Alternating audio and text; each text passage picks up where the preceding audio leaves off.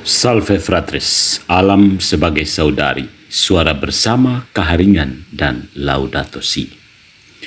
Di tengah hiruk pikuk dunia modern yang semakin menjauh dari alam, suara-suara tua dari hutan Kalimantan dan suara profetik dari Vatikan bersatu menyerukan satu hal: kembalilah bersahabat dengan bumi.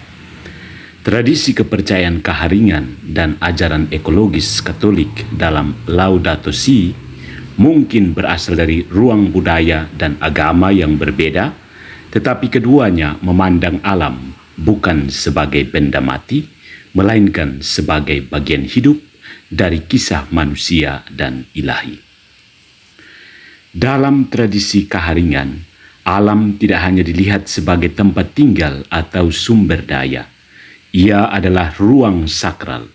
Sungai, pohon, gunung, dan binatang adalah bagian dari kehidupan spiritual masyarakat Dayak.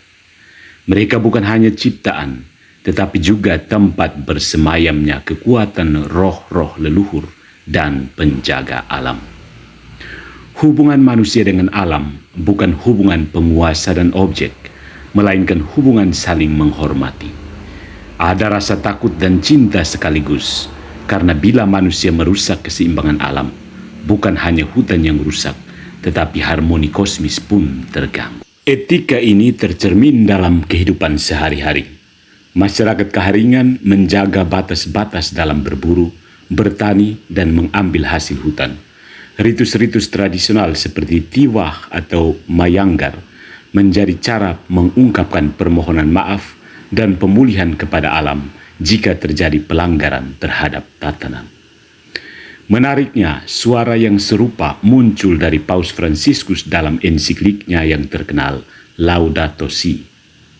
Dalam dokumen ini, Paus mengajak seluruh umat manusia untuk memandang bumi sebagai rumah bersama, bukan sebagai tempat eksploitasi tanpa batas.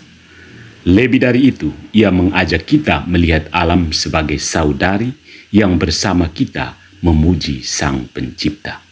Sebuah gagasan yang diambil dari semangat Santo Fransiskus dari Assisi. Apa yang diajarkan oleh Laudato Si sangat dekat dengan napas budaya keharingan. Bumi bukanlah sekedar materi, tetapi makhluk yang layak dihormati. Ketika masyarakat Dayak menjaga hutan agar tetap lestari, itu bukan sekedar urusan ekonomi atau kelangsungan hidup.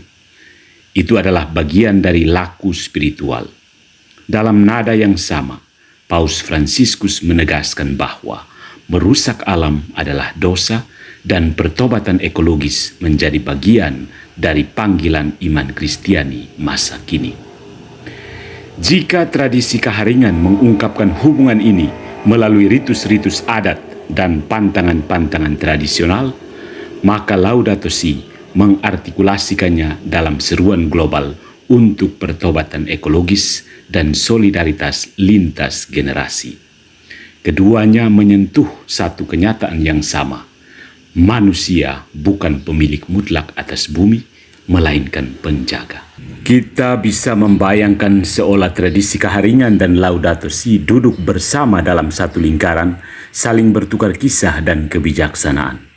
Masyarakat adat membawa cerita leluhur yang menyatu dengan rimba, sementara gereja membawa kesadaran spiritual akan dunia yang diciptakan dan dicintai oleh Tuhan. Di antara mereka ada ruang luas untuk saling belajar dan membangun masa depan yang lebih bersahabat dengan alam.